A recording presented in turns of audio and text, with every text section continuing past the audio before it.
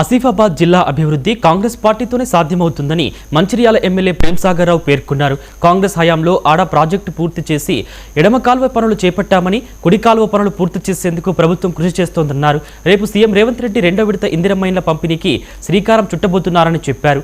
రైతులకు సాగునీరు, విత్తనాలు, గిట్టుబాటు ధర కల్పించడమే నిజమైన అభివృద్ధి అని ఎమ్మెల్యే పేర్కొన్నారు. గతంలో మనం చూస్తూ ఉన్నాము, ముఖ్యమంత్రుల పర్యటన కేవలం ఎన్నికల సమయాల్లోనే ఉంటుంది. కానీ ఈ రోజున మన రాష్ట్ర ముఖ్యమంత్రి గౌరవ రేవంత్ రెడ్డి గారు ముఖ్యమంత్రి బాధ్యతలు చేపట్టిన దగ్గర నుంచి ఇది 8వ సభ 9వ సభ ఉమ్మడి ఆదిలాబాద్ జిల్లా.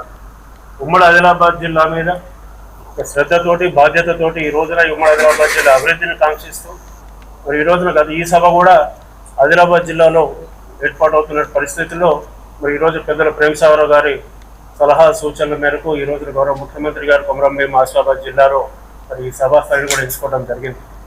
ముఖ్యమంత్రి గారి సభలో ఇందిరావెల్లి మీటింగ్ ఏదైతే చేసినామో దానికన్నా 20% మంది జనం ఎక్కువ వస్తారు. సోదరి అందరూ చెప్పిన 1,00,000 మంది, ఖచ్చితంగా 1,00,000 దాటి 1,00,000 పైన 10,000 20 లక్షలు.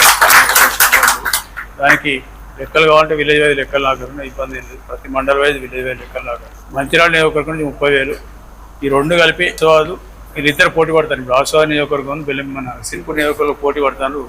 మేము దాటాలా, మేము ఎక్కువ దాటాలి, మేము ఎక్కువ దాన్ని ఇద్దరు 35,000 దాటి 40,000 ఎవరు పోదా అని ఏవైతే కస్టమర్లు పడతారు. ఇక్కడ ఉన్న కాంగ్రెస్ పార్టీ నాయకులు ఆస్వాదాలు కూడా డీసీ అధ్యక్షుడు కానివ్వండి, ఇన్ఛార్జ్ శ్యామ్ నాయక్ కానివ్వండి, మాజీ ఎమ్మెల్యే సక్కు కానివ్వండి, విశ్వప్రసాదరావు, మిగతా లైబ్రరీ చైర్మన్లు, మార్కెట్ కమిటీ చైర్మన్లు అందరూ మాజీ ఎంపీలు అందరూ కష్టపడి చేస్తాము.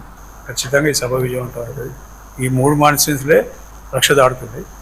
కొంత బెల్లం నుంచి కూడా వస్తుంది. ప్లస్ ఇంకా మిగతా అక్కడికి నుంచి వస్తుంది. ఏ పరిస్థితిలో కూడా ఇలా మీ ద్వారా ఈ అపోజిషన్ నాయకులకు ఛాలెంజ్ చెప్తున్నా, తలకాయలు లెక్క పెట్టుకొని చెప్పాను. 1,00,000 ఎక్కువ మాట్లాడాలి ముఖ్యమంత్రి గారు.